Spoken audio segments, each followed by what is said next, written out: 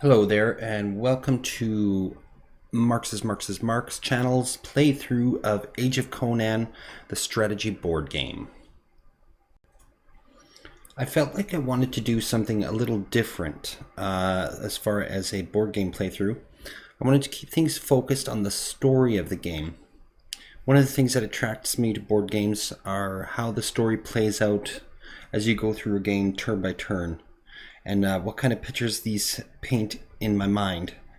And as the story develops, you get drawn into what's going on and the characters and whatnot. So I kind of thinking of doing a playthrough where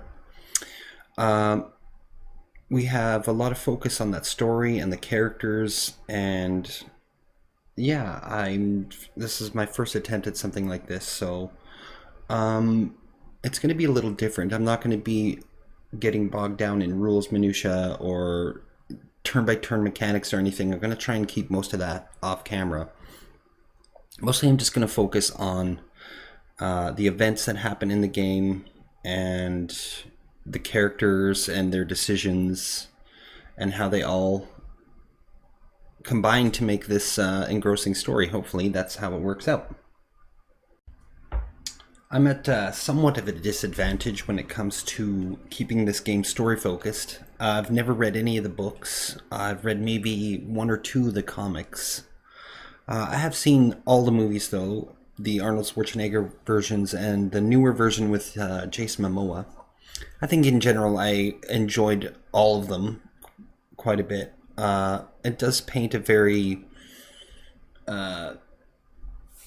the world of Hyperborea is a pretty brutal world, and I'd say it's intriguing. It's I don't want to get into my feelings about it, but as far as what kind of stories can come about from that world, and especially not having read most of the books, or any of the books, sorry, it's going to be a bit of a challenge for me to come up with character motivations and wondering why people are doing what they're doing. But I think as the game progresses and as I keep track of everyone's evolving character, and perhaps I'll have people I root for and people I am against or whatever. It usually happens in a solo playthrough. Hopefully over time, all these evolutions will come out to be an interesting watch. Now I decided to save some of the setup so that we could go through together and see what kind of characters get generated for each province, as well as going through Conan's adventure, deck creation, and also the objectives. All these cards' initial setup are going to help me decide what the initial character flavor of each province is going to be, and how I'm going to make decisions for each kingdom.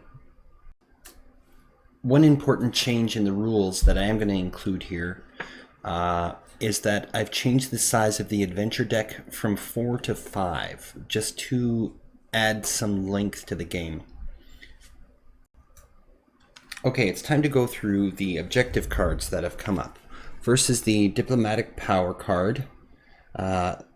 Nations will accomplish this if they have a greater total of towers plus cities than any other players. And the Power Behind the Thrones card. Nations will accomplish this if they have more emissaries in play than any other kingdom. Now, these two kind of linked and are going to kind of provoke the nations to pursue somewhat of a diplomatic expansion, and those are worth a point each. Now the next two are also linked. Is Sea Power. If you control 2 non-adjacent coastal provinces, that's worth 2 points. And then it looks like we have some kind of a pirate uprising, and this is worth 1 point. So if you can successfully have control in 2 coastal provinces, you'll get an extra point there. So the nation's trying to quash a pirate uprising that's surrounding Hyperborea here, and as well expanding their naval power.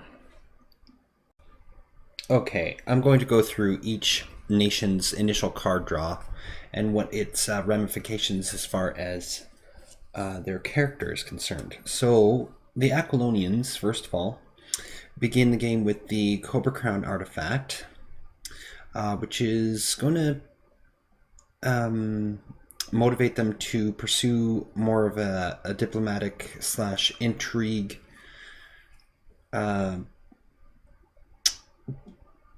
focus in their gameplay. So they're going to be using their emissaries a little more than their armies, in other words.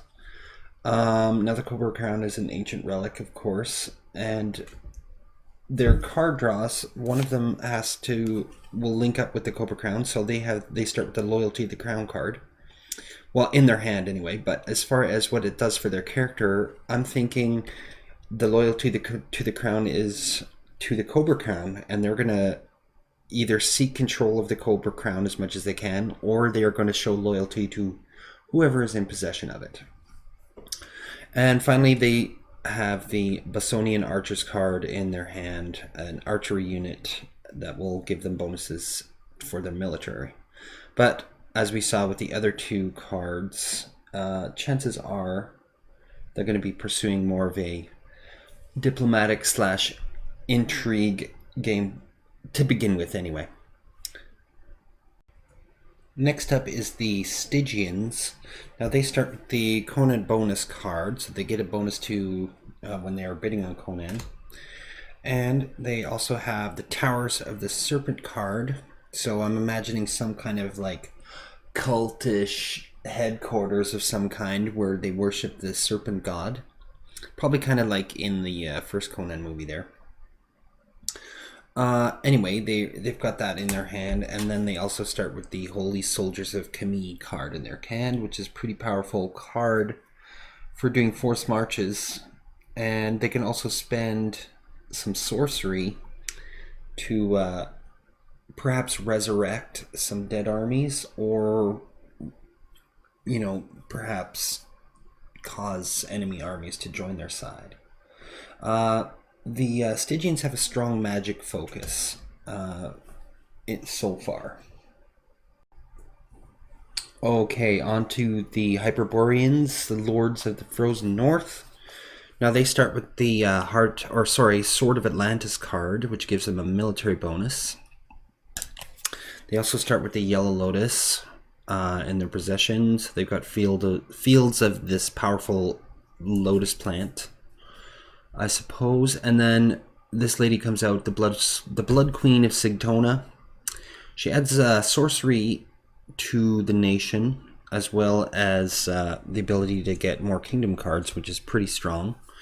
So she'll be sort of the de facto leader of the Hyperborean clan to begin with. Finally, we have the nation of Turan in the eastern deserts. Now they start with the Heart of Tammuz relic. It's going to have a bonus. I guess it would be sort of a leader bonus. It makes playing your kingdom cards cheaper. As well, we have a mercenary unit, the Hyrcanian mercenaries, perhaps some kind of desert nomad unit, as well as this dude, Ghaznavi. Perhaps he's some kind of a trader character. And yes, so we are going to go ahead and get Conan's adventure set up. Alright, here we have Conan's first adventure. It is going to be the Frost Giant's daughter. Conan pursues a beautiful woman and fights her giant brothers. Oh, Conan, you creeper.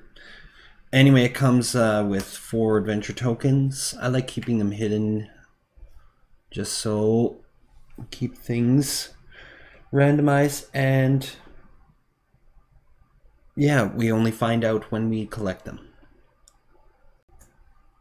Alright, Conan's adventure destination is up in Nordheim here, not a far journey, so perhaps that'll give the Conan player an opportunity to cause a little havoc with Conan before he completes his adventure.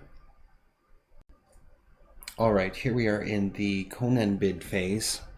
Now, each player has picked its influence to try and sway Conan. Now, the Aquilonians, they decided that, Conan is starting right next door to their home province, and they've received word out of the hills of Samaria that there's a strong warrior that could help expand, perhaps, if he could be swayed. So they spend a good chunk of their influence to try and sway him. Now, the Stygians, they have the Conan bid bonus, but being so far away and feeling perhaps that they didn't have enough strong influence at this point to try and sway him to their cause to begin with, they decided basically to pass and don't use much influence on them. The Hyperboreans, once again, in proximity to their home country, they decide to attempt to draw Conan into their side, but didn't have very much influence to spend. And the Turanians, they basically pass also with a low influence point spent because Conan is so far away, and plus I don't think he's gained enough notoriety perhaps for the Turanians to even worry about him. So the winner of the bid would be the Hyperboreans, or sorry, the Aquilonians. And so they became the Conan player initially, and they are going to be the first player in the game. Alrighty then, the last remaining thing we have to do for setting up the game is to roll our initial fate dice. And we're going to do that right now. Oops. Alright, so we got a bit of military intrigue, some intrigue, and a crown and Conan. So for initial roll, it's a little mixed up, but not a lot of Crown and Conans. I like those ones, but anyway, there's our initial fate dice roll. Alright, there you have it. That was the introduction and setup video for Age of Conan, the strategy board game. Stay tuned, and we're going to start with the Aquilonian player, and we're going to see how this game develops and grows. So thank you for tuning in, and we'll see you next time.